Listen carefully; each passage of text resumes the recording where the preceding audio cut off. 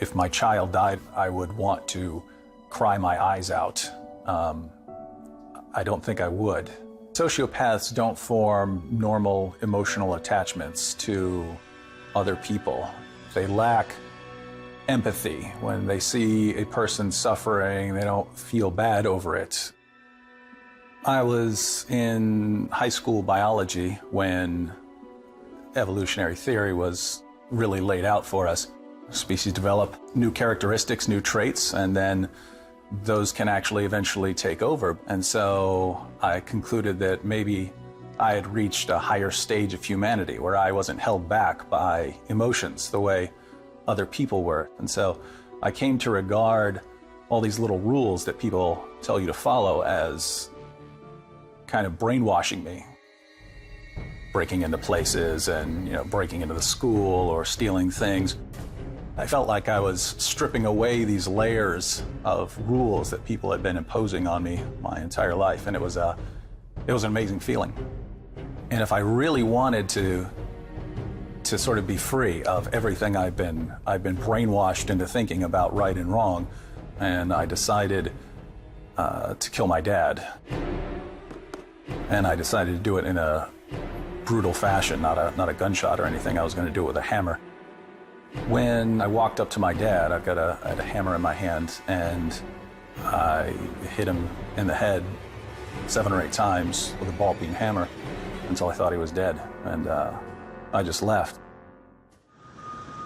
One of his friends, Jim, found him, covered in blood, took him to a hospital, and so I went and told my mom, hey, I may have done this because I think I'm being told on at that moment. Instead of taking me to the police or anything, she took me to a psychiatric hospital. They made a report based on the time that I was there, and it said antisocial personality disorder. Eventually, Virginia had them remove me from the psychiatric hospital and take me to jail. Since my dad survived, I was convicted of malicious wounding. I was sentenced to 10 years in prison. There was a Christian named Randy, and he was a bit different from everyone else. And one day he was reading his Bible, and I walked up to him and I said, hey, you know why you're reading your Bible?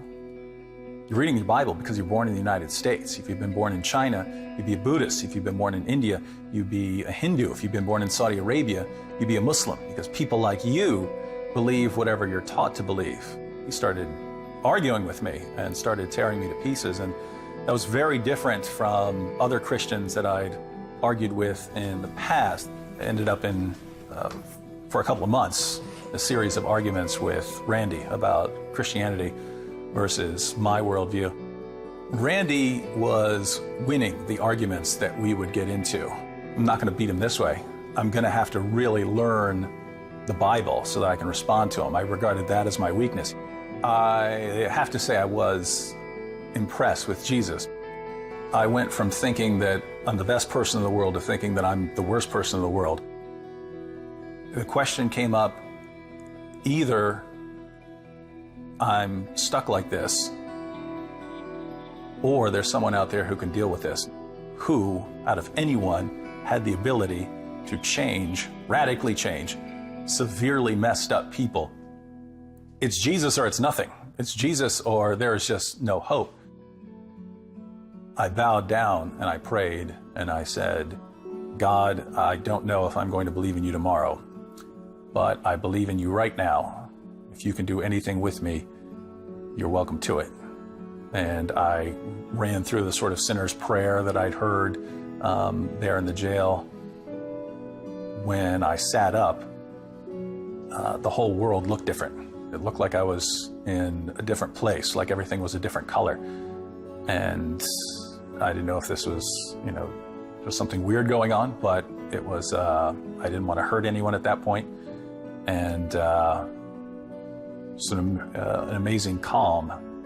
I felt like I'd been physically nonstop brawling all my life, and that I finally could just sit down and rest. While I was in prison, I thought it would be bad to actually confess because my dad, again, had no recollection. I'm a Christian now. I can't spend my entire life saying I haven't done something that I've done. I'm going to write a letter to my dad right now and lay everything out to him. He came to see me at the first chance, and he said, it's okay, and he forgives me. And he told me, he said, I really didn't think you did it. And so for him to hear all of that at once and then to forgive me, it's amazing stuff. Between jail and prison, I was locked up for a little over 5 years. I got out of prison in 2000 and started college immediately. Started arguing with a young woman who was an agnostic, and she eventually became a Christian, and we were married the following year. We have kids, and getting to watch them grow up, and given the things I've done, I should not be able to have this sort of normal life. It kind of blows me away. I want people out there to know that there is a creator to this world, that there is a point to this world, that other people are important, that it's not just all about you. Jesus rose from the dead, and that shows that there is a point to everything, that there is a creator, that he does care about us, and that he entered this world to die for us. And that is a message that matters because it changes everything.